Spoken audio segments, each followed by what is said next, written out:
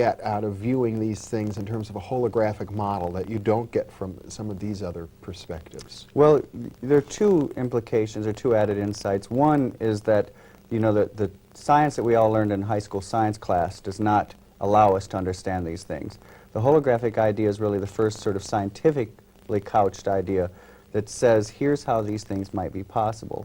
But there's another, I kind of think, an even more profound implication of the holographic idea, and this gets back to this notion that Bohm says that if everything is a continuum and infinitely interconnected, all of our ideas, all of the words we use to describe the world are artificial, are sort of just come out of our own belief systems and don't exist out there. And that's something that's had a deep effect on my thinking, because it means when I've had these experiences, I don't jump, as I said, that appear to be spirits. I say this because I've had, for example, had a few years back had an encounter with the spirits of several wolves that appeared that I could see through their bodies. I mean, several wolves appeared in my apartment. I could see through them. They were there for about 10 minutes. Mm-hmm. And this was an experience that I might easily go, well, these are ghosts, these are power animals, these are demons. But I hold my judgment open. I don't know what they are, but I know that these things are possible. And I think it's important not to jump to conclusions because we may miss the larger picture. Most people might think I'm going crazy. Well, I don't anymore. I mean, I never seriously thought I was going crazy because I'm very emotionally healthy, mentally healthy. And these things have always been positive in my life, have always assisted me, and have always been a good thing, helped me survive. And those people who don't know, there were many years when I didn't tell people I had these experiences and no one thought I was crazy. And, you know, they might have had I told them the experiences. But the rest of my life has always been, you know, I'm a very sort of ordinary person except for those things. And I think, you know, that craziness is, if you have an experience of a non-ordinary reality, that's not evidence of craziness. Craziness is if you have some sort of pathological problem, something that's destructive to your health or well-being, and I've never had that. Mm-hmm. But I think it might be a bit glossing over from what you've told me already, Michael, just to say that, say, your poltergeist experiences were 100% positive. Well, that's true, because nothing, I mean, again, we're putting our own intellectual pigeonholes over it. There were negative aspects of the poltergeist. Would you mind telling the whole story? Sure. The poltergeist, I always thought the poltergeist started when I was 5 years old, and it started raining gravel down on the roof of my family's home at night. And at the time, we didn't think this was paranormal. No one knew what was going on. I grew up in Michigan. We lived in a very rural area in the midst of the woods. My father would go out with a shotgun because he thought someone must be doing it, and he could never find any evidence that someone was doing it. He'd shoot the gun off into the air. In the morning, he'd go up and sweep several shovelfuls of gravel off the roof. And then things became very definitely paranormal when whatever this manifestation was, went into the house. One of its favorite things to do was to throw the vacuum cleaner around. You didn't always see it. Most often you didn't. My mother, if she were vacuuming and turned the vacuum cleaner off and left it in one corner of the room and would leave the room, you'd hear it crash and go back into the room and be in the opposite side of the room. Occasionally you would see things. I saw on one occasion a glass all of a sudden just came swooping through the room from no apparent source. The windows were closed. There was no one there who could have thrown it. The poltergeist was also fond of throwing, strangely enough, pieces of drift glass and broken beer bottles or pop bottles that you find worn smooth on the beach. And once in my New York apartment, because the poltergeist followed me wherever I moved until I was in my early 20s, I actually saw one of these things materialize. I was just sort of daydreaming, looking up near the ceiling, and all of a sudden, out of nowhere, this strange little brown thing appeared, and as I looked at it, came zooming down at me, hit me in the chest, dropped to the floor, and it was one of these pieces of glass.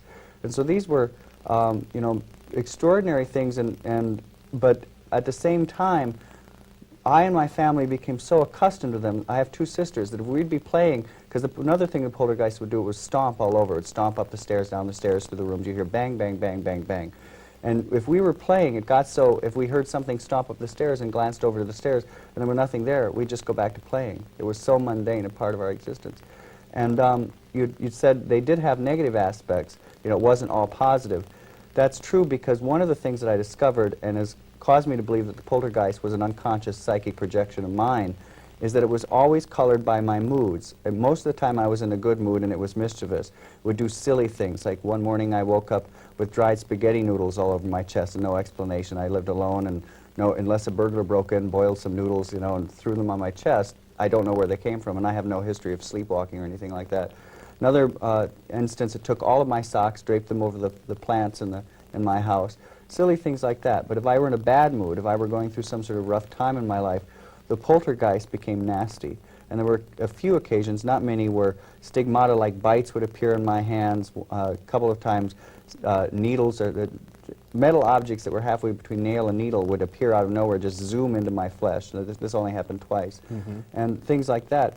So you could construe those as negative, but on the other hand, I view them as positive because I learned so much from them. Well, I think it's important to mention this because, you know, in a lot of the folklore, these kinds of manifestations are associated with the demonic. And I think by using the lens of a holographic model, you're able to see it in a different light. That's true, and it's important to note that. And one of the things that I've learned from it is when these negative things were happening, there were occasions, even though I'd had lengthy experience with this poltergeist, that I'd start to think, oh my gosh, maybe I'm being demonically attacked.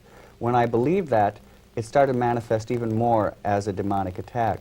But when I would sort of come to my senses and go, no, I know that this is, I can see the emotional reason that this is manifesting in this way, and go, okay, I'm going to stop this, I'm going to, you know, have a positive frame of mind, all the negative stuff would stop. I always had control, but if I relinquished that control and allowed my beliefs to go into some interpretation, go, it's a demon, it's a this, it's a that, then it would get me. And there was another instance where when I lived in my New York apartment, where I was playing piano at night. I had the lights off. I was playing in the dark, and I live on the ground floor, and the piano is situated so that the back of the piano is toward a window.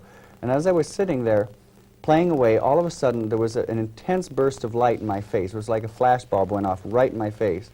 And my first just sort of visceral reaction to it was, oh my gosh, a truck is driving, has come off the road and is driving through my window. So I literally threw myself over the piano, thinking that I'm about to be killed by this truck or whatever. And after I sort of regained my, my senses and stood up, I looked back at the window. There was no sign of what had caused this light. And I thought, well, that is strange. And I turned back around, and as I looked in the room, there was what looked like a luminous soap bubble about 3 feet in diameter hovering in the air. And it sounds strange, but it terrified me, because people go, what's so scary about a luminous soap bubble? But it was so unexpected and yet so real. And I started moving my eyes from side to side to see if it was an after image on my retina. I started blinking to see if it would go away. And it was as real as the tables and the chairs. And there was a distinct sort of feeling of evil coming from it. And I started to run out of the room, and then I caught myself, and I thought, because I'm basically just an extremely curious person by nature, and I thought, if I run out of the room, I'm always going to wonder what this thing was and what would have happened had I stayed. So I really summoned my courage, and I stopped, and I addressed it. I said, I want you to know you just scared the daylights out of me, but I want to know why you're here and what you are. And when I said this bubble, which is hovering in the air, backed up. And somehow I knew that the fact that it had backed up, that it had wanted to scare me, and it had backed up. Now this bubble appearing had been presaged by a number of very negative poltergeist phenomena. A couple of the bites that occurred at that time in this. I didn't know what was going on. The bubble after was only there for maybe a minute or two, but it seemed like an eternity at the time. Then the bubble left the room, hit a door, and sort of burst and sparkles and was gone. But distinctly negative was, I knew it was a negative presence. A couple of days later, a friend called me, and I had not told her about the experience or anything. And she said, Michael, I have a letter that I think you should read. And it turned out I had just moved to New York from Michigan. I'd attended Michigan State University. And there was a group of people there that were really only acquaintances of mine. They weren't that important in my life, but they were into black magic, and somehow they had fancied, which was totally their fantasy, not mine, that I was some sort of magician and that I was attacking them. And so they were doing group meditations and casting spells to get me. Counter magic. Right. And I had not even thought of these people. Right. But what that taught me is that I realized that, because I still think I was in part feeding this phenomena with my own psychic energy, is that I was not shielding myself. Because what happened when I learned this, while it was going on, I was so interested, I allowed it to happen because I wanted to see where it was going. I wondered what the bubble was. I didn't say, okay, get out of my reality. But as soon as I found out what they were doing, I said, okay, all of this stops now. And just through an act of will, said, this will not go this direction.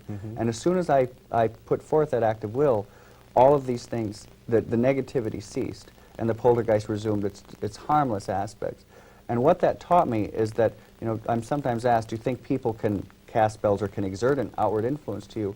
And I think that our will is always, it's what our will determines. but you also have to be conscious. You have to sort of shield yourself. And I have learned that I have to have developed a strong belief that I'm protected, so that my unconscious doesn't believe that I'm not protected and allow these things to occur. And when you do that, you are protected.